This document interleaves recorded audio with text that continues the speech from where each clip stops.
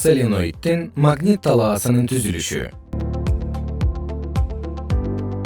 Магнит талаасын көбөйтүү үчүн тогу бар өткөргүчтү шакекке кылып орогон ыңгайлуу. Шакекченин ичинде магнит талаасы көрүнүктүү өсөт. Катушкага шакек түрүндө оролгон зым, өткөргүч, соленоид болот. Техникада колдонулушуна жараша соленоидтеги оролгон зымдардын саны ар кандай, кээде бир нече миңге чейин жетүүсү мүмкүн. Тажрыйбага көргөзүлчү соленоидке атайын пластиктен жасалган пластина коюлган.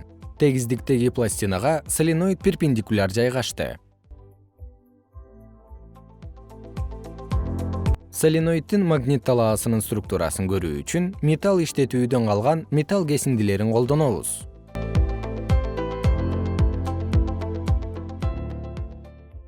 Азырынча соленоидтин зымдарга электр тогу жок. Темир кесиндилери соленоидтин үстүнө ар кандай жайгашты.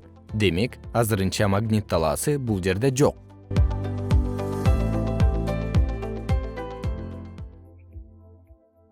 Ачкычты бекитип, соленоидке электр тогун беребиз. Темир кесиндилери кичинеден атайын структура түзүп, жылыша баштады. Соленоидтин ичинде темир кесиндилери жарыш сызык түзүп, бири-бирине жакын жайгашууда. Ал эми сырткы бөлүгүндө ар кайсы багытка жылышты дагы сызыктар чоң болуп тоголоктошууда. Магниттин сызыктарындай тороид формасын кайталап жатат.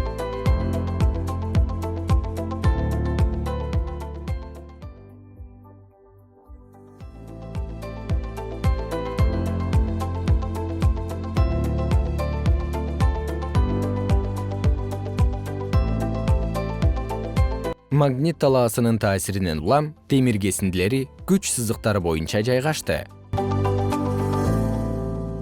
Күч сызыктарынын жайгашышынан алынган сүрөт магнит талаасынын спектри деп аталат.